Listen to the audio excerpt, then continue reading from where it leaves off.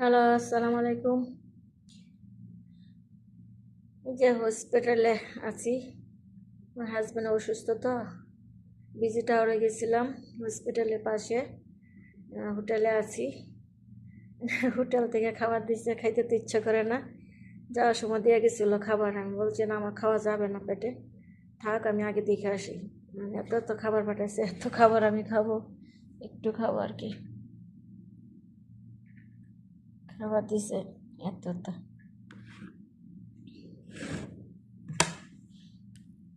এই যে মুরগি গোস্ত, চিংড়ি মাছ, খাইতে তো হবে।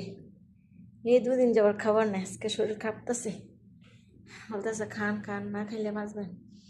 আর হাজব্যান্ড অসুস্থ হলে তো ভালো লাগে না। বাংলাদেশি মানে হোটেল, খাবারের হোটেলও বাংলাদেশি সব।